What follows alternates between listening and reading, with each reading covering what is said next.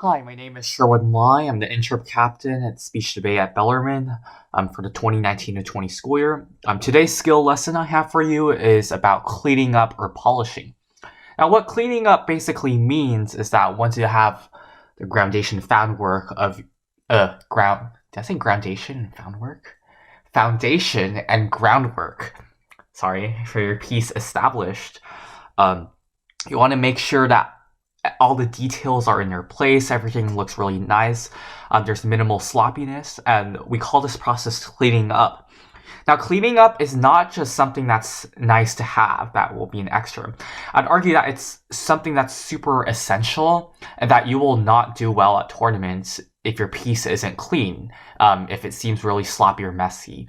And oftentimes, the difference between a close to cleaned up speech and an actually cleaned up speech might seem similar or close or not that different, but it can actually make a huge effect on how judges perceive how well your piece is prepared and delivered. So it does take a lot of work. I would say it can be laborious, but it's a very important process that all of you must go through to be successful in Interp. So let's talk about things to look for when we're cleaning up. First, and this is especially for the OIers, make sure you have good eye contact, and this means you're looking at actual people in the room, not at the ceiling or the floor or places where there aren't people. This means you're also alternating between people that you're looking at. One rule I have in mind, a general guideline, is one sentence a person. Your posture needs to be good. If you keep leaning over or to the side, look sloppy. And your gestures need to be forceful, impactful and meaningful, so that you're not just using the same old gesture over and over again because you're used to it, but they actually correspond and reflect what your piece is, or the content of what you're saying, right?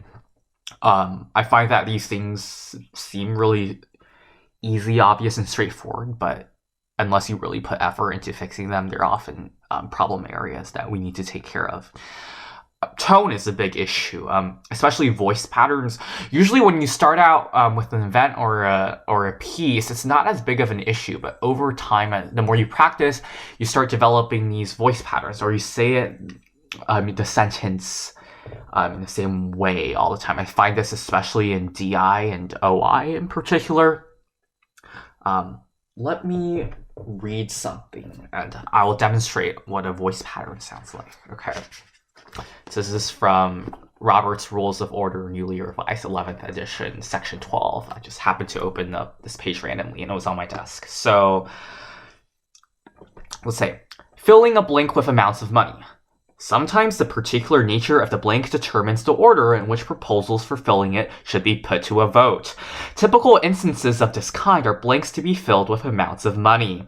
In such cases, it is advisable, whenever a logical order is apparent, to arrange the proposed entries so that the one least likely to be acceptable will be voted on first, and so on. All right?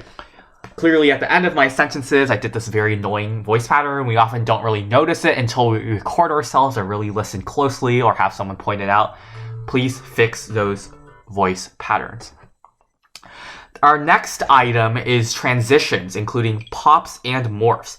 I'd say this is important for almost all Interp events, but more so especially in the dramatic ones like DI and DNOI, where you really need to pay attention to those transitions between emotional levels, as well as transitioning between, and for all events, transitioning into and out of the piece and the intro. Really pay attention to those. And then obviously for HI or for events with multiple characters, really watch those pops, make sure they're clean and you're not like stepping back and forth. I already have a video on that. Also, morphs need to be clean, especially for more dramatic pieces as well. So please review those video lectures on transitions, especially between emotional levels. We don't want huge jumps or you just randomly start screaming, right? And then also the pops and morphs have to be very clean. Reactions, this is super important, I would say, especially in in duo when you're reacting to each other, or in HI when you have multiple characters. Often when we pop, we're not paying attention to if the subsequent character's reaction to the first character is appropriate and timely to the first one. Seems really obvious, but takes a lot of effort to really implement, I think. But also, if you're doing a monologue or you don't have multiple characters, reactions are also important. Your character's reactions to different settings, news, stimuli, changes in plot, that kind of stuff is also really key to keep in mind. So yeah. Facial expressions, especially transitions and reactions. Your facial expressions need to always be on. If your piece requires high energy, it needs to be there, right? Make sure you're thinking, and make sure you're using your eyes, not just your eyebrows. That's a thing a lot of us struggle with. And make sure it's not like fake and you're overly fake and you're just trying to do it for the sake of doing it. There needs to be some kind of genuineness. I'd say especially with popping, and I do mention this in the popping video, your facial expressions have to change between characters. A lot of times your judge will be focused on the character's face rather than the whole body. And even if you make drastic physical changes but your facial expressions don't change, that may not seem like a clear transition for many judges. So really pay attention to that. Characterization, obviously, I'd say especially for HI and POI, where if the judge and the audience can't even tell which character you're in, like, you've lost them completely, right? And even with monologue-y pieces in like DI, OPP, and sometimes even duo, those characters have to be relatable as well, so that when they die or something bad happens to them, people feel sorry for them. I know it sounds super cynical, but it's how it works, right? Check out the video on characterization. That's all I have to say, so I don't keep rambling on. And then finally, blocking needs to be clean. We have to be able to tell what you're doing at all times. It also needs to look realistic. For example, if you're picking up a box from the floor, we need to feel that there's weight attached to it, and you actually have to take some effort to bring it up, right?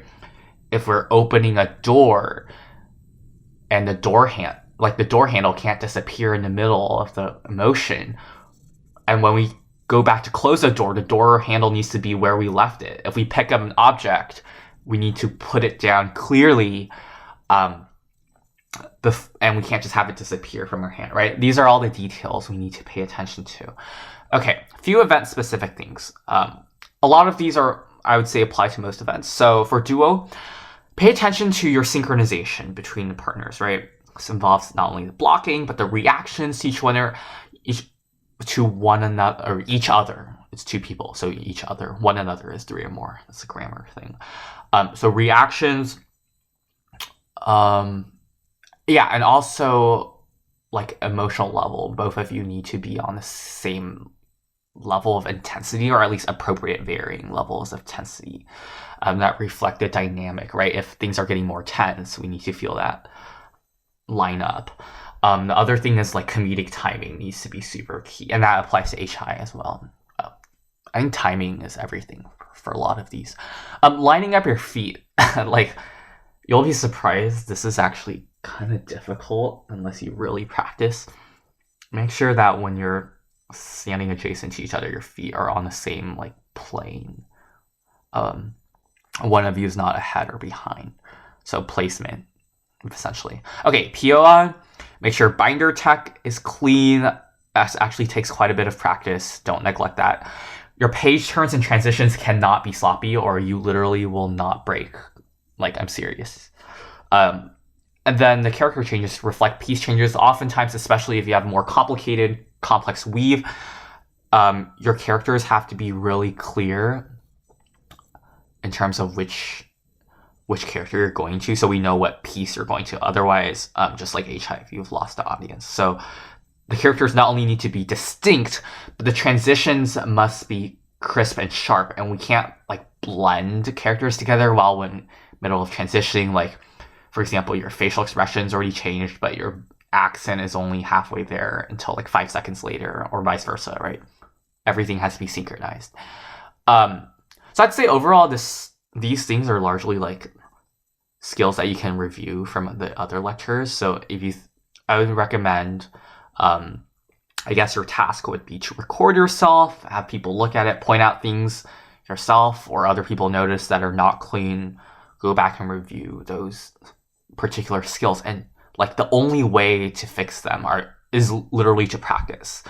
Like there's no other quick magical fix, and sometimes it's laborious, it's boring, it's annoying, and it can be frustrating if, for example, we're working on voice patterns and it sounds like I think I'm making progress, but when I record it, it still sounds the same, right? It takes a lot of time practice, and really be patient, sit with it, and be willing to literally perfect your piece. That's all I have for this video. If you have any questions, please ask me, your captains, your coaches, and don't forget to record yourself and fix all of these issues.